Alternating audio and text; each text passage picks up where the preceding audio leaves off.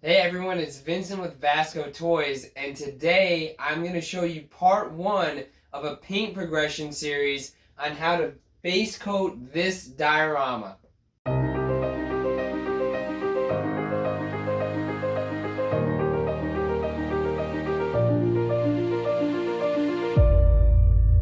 Vascotoys, action figure dioramas and props.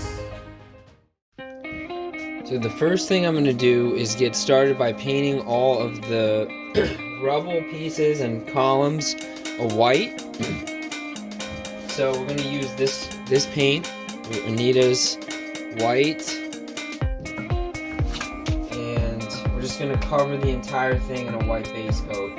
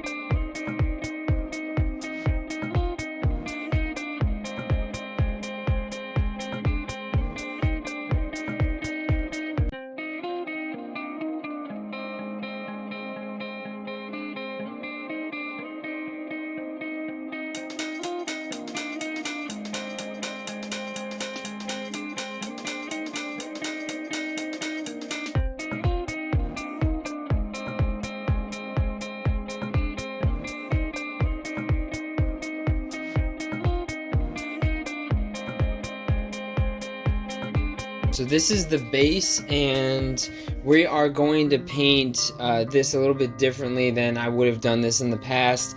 I think the best way to get a clean paint job on something like this, where we've got, these are individually carved cobblestone pieces on top of this 1-inch foam that I cut out. So none of these cobblestone pieces are glued in place yet. If you wanted to, you could just paint over top of this and probably get a decent result, but I want the bottom layer to be like the desert sand kind of color, and I want all of these top cobblestone and like concrete pillar pieces to be white, and then I'm going to weather them.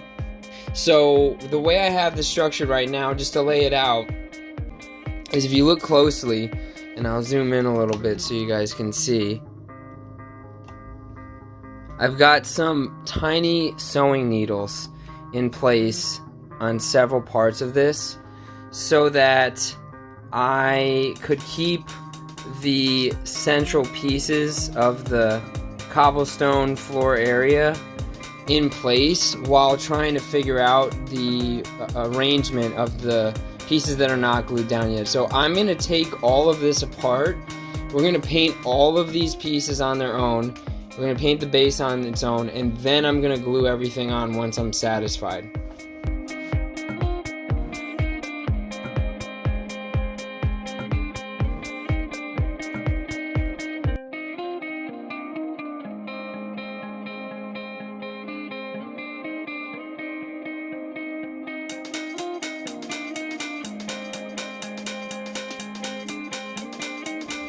First, I'm going to take care of these concrete kind of pillars or longer concrete floor pieces, because they're going to be a lot quicker than what I have to do with the floor piece cobblestone pieces. And it's simply just, we're just going to do what we did with the first step and just get a base coat of white on all of these.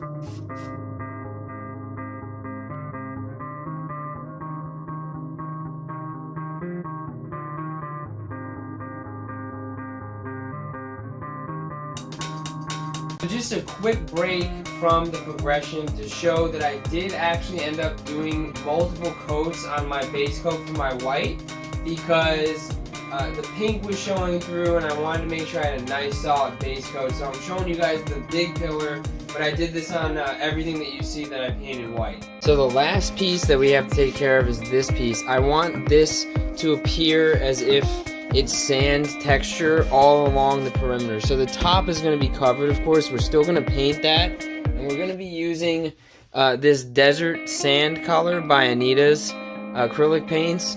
But before we do that, we have to lay down some actual sand. I think you can get this at Michael's.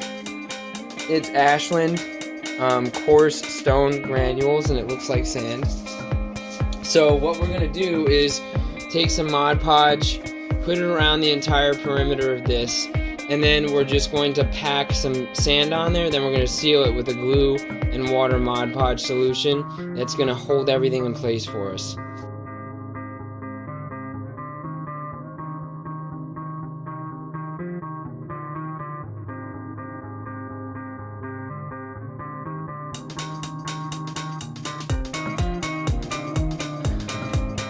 Okay, so this part is going to be a little bit messy. That's why I have this paper here, just because I like painting with it. And then also when I put the sand down, I can easily kind of like get the sand off of here by making a V and pouring it back in. So I'm going to show you guys how to do that really quick.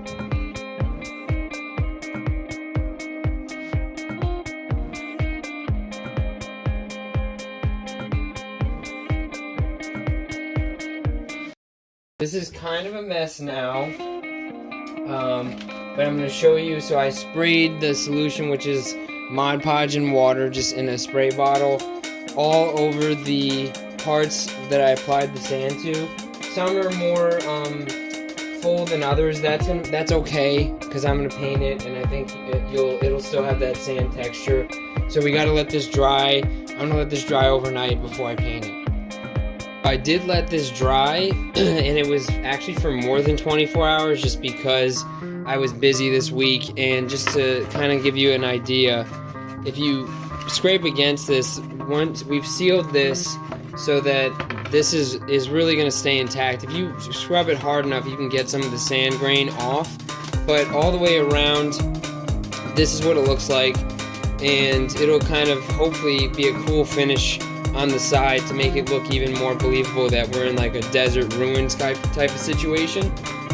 The other thing that I did, even though this is getting covered, I may choose to have select parts, like select cobblestones, like slightly askew or like off of the ground and maybe cracked and things like that. So I did use the tin foil to texture the foam in air and just kind of across, heavier in some areas and not as heavy in others. But we're going to go ahead and paint this a desert sand color next.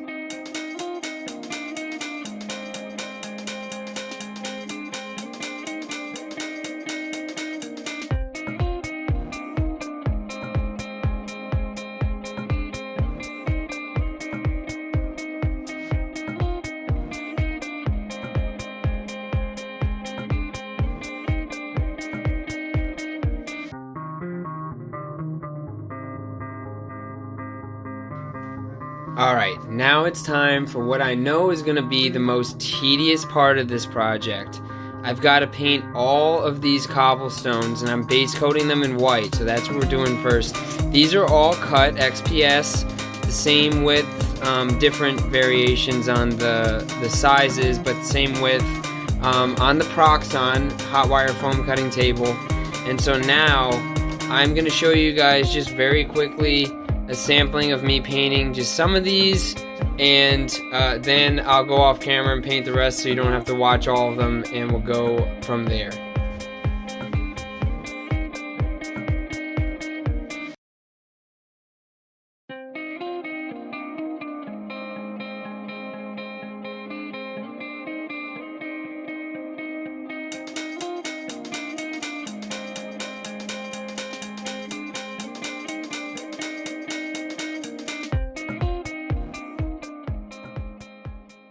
Thank you guys so much for tuning in to part 1 of my paint progression series. In this part, we went over base coating this diorama. In the next part, we're going to go into secondary colors, and we're going to start weathering the piece. So stay tuned and click through to see part 2.